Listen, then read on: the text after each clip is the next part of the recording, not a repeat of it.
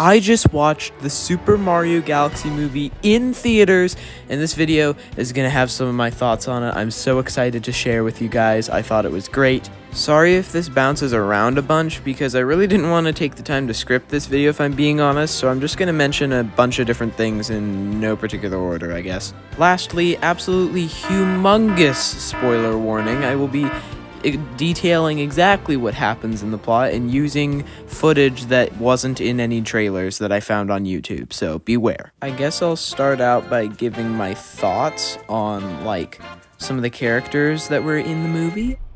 Who is this? Yoshi. I thought Yoshi was pretty good. He's so cute.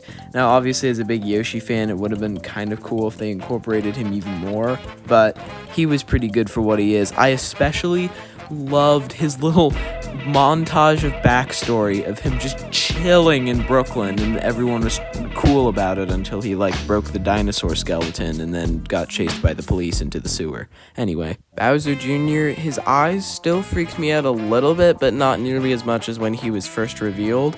And when it comes to his voice, I think Safdie did a good job of making him more menacing while still maintaining some of the character's original, like, air quotes, cute and mischievous tone, because Bowser Jr. is just this cheeky little brat guy that's always up to some shenanigans. Another critique I have about his design is that he doesn't look as scrunched down as he does in the games. Like, whenever I see his whole body in the movie, he just looks, like, taller, and the proportions are kind of weird. But overall, I'd say they did a decent job. Now, when it comes to Bowser, I kind of feel bad for him, because things started out great. He was helping Mario and Luigi, and while he did later betray them, there was a reason for it. It happened over, like, a course of several scenes. It wasn't just a sudden shift, and it was for a meaningful reason. Like, he just loves his son, and his son loves him, and he wants to be just like his dad. Bowser Jr. even built the whole amusement park they both had dreamed of years ago. Like, I would be proud too. I'm just saying it makes sense that Bowser changed his mind and joined his son's side. When it comes to Rosalina, I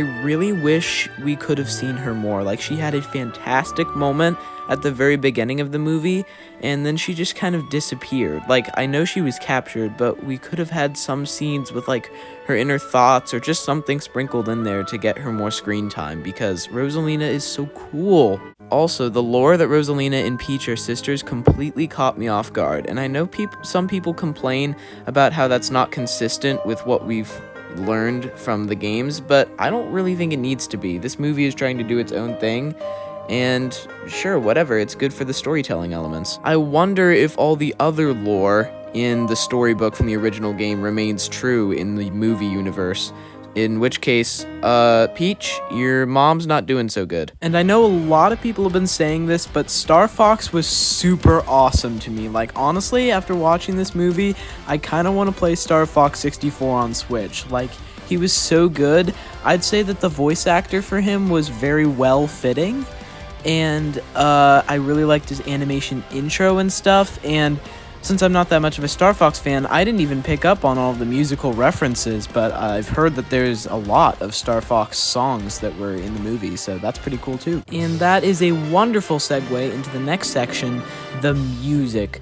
Bro, not only were there multiple different Mario songs referenced, I noticed, like, so many songs from Galaxy, like, probably, like, 10 different songs, like, one's right off the top of my head as I heard the main theme, the bum bum bum bum bum. There was also, like, this, like, background, like, motif from Bowser Jr.'s boss battle,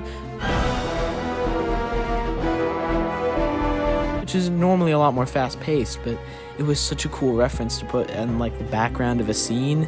And I heard Good Egg Galaxy, and I think the final boss theme. They already knocked the soundtrack for the first movie out of the park, and I'm pleased to say that they did it again. And I'd say it was even better because they didn't have nearly as many, like, licensed songs. Like, they had Take On Me and Thunderstruck last time.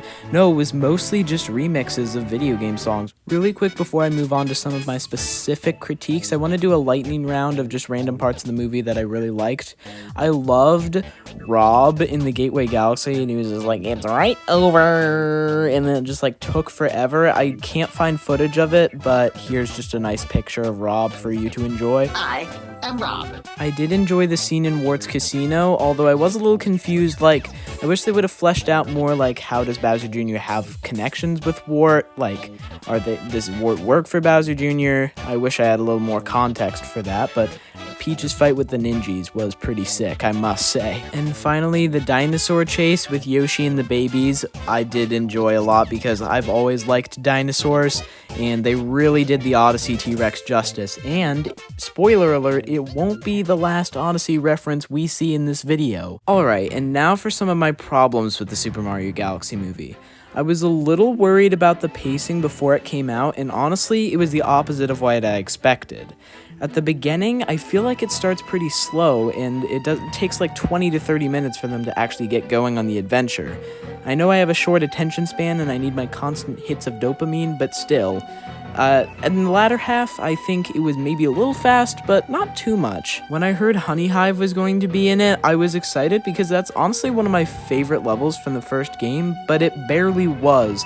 The Honey Queen hardly says anything. It was basically just like a plot device so that Mario and Luigi could get to the Gateway Galaxy and Bowser could get beamed up by Bowser Jr.'s UFO. Like, it really didn't do much. And like I said earlier, I really wish we could have seen more Rosalina. Like, there's really not anything else for me to say. It's just like, please. And now we've made it to the ending sequence. I would say this maybe wasn't quite as good comparatively as the first movie where everything came to Brooklyn and they got the star and Luigi had his moment with the trash. Anyway, yeah, no, the first ending was definitely better actually because they did the thing where they like call back to a phrase earlier in the movie right at the end, and that's how they get you. Nothing can hurt us as long as we're together. Alright, back on track. I did think the lava platforming sequence was pretty cool, and I love how it just ended with a generic cinematic explosion and Bowser Jr. were like, oh!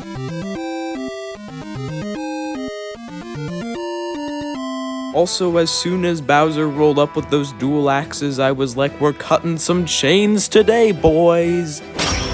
And also, as soon as he fell in the lava, I knew he was gonna come back as Dry Bowser. Which, by the way, any excuse to talk about the first ending, I think is a callback to this part right before the final fight in Brooklyn. Like, it's the same. They're the same picture. Mario's struggling a little bit in this fight, but then Luigi and Yoshi show up with power-ups. Very weird. And Yoshi's floaty berry from Galaxy 2 actually helps him because while he's deflating, he bangs into Bowser Jr. and knocks the paintbrush out of his hand. And then Luigi uses it to make freaking Game & Watch. They didn't put it in the footage that I found on YouTube, and I'm very sad. And you got the ruined dragon. Let's go. Such a huge surprise. Never would have expected that. Definitely wasn't on my bingo card. And it's kind of silly that Mario has to save Bowser Jr. from him because he eats him. Peach breaks Rosalina out of her prison, and the entire planet grows grass and flowers spontaneously for some reason as a result. Bowser Jr.'s all like, I found your femur, Dad! And Dry Bowser's like, Doing great, my boy. Let's find my foot. Ah, well, the castle, it died. And not that you get to see it much here, but the Super Mario World style montage of them building back the castle is pretty cool, and Mario gets to plant the flag on top. Yahoo! Two Bowsers get put in some sort of high security prison, which I would say they got what they deserved, but they have to deal with this freaking specimen. Hello, maggots.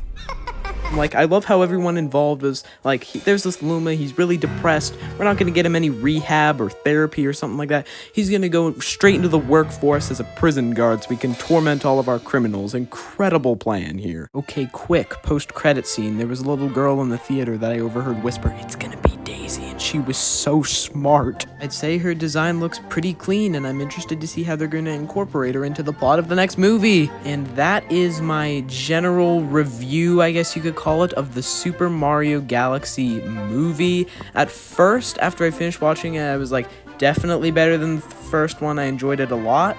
Now I'm starting to think maybe it was about even, maybe just a touch worse, but I loved the movie so much that this one was still really good. I hope you enjoyed this video. If you did, I usually don't ask, but please consider dropping a like and subscribing. It would be nice if we could get to 100 subscribers. And sorry this video took so long. I know it's been a while since the movie was out, but it partially due to my laziness and partially due to the fact that I had to spend hours looking for the footage I needed. Anyway, have a nice day, everyone. Goodbye.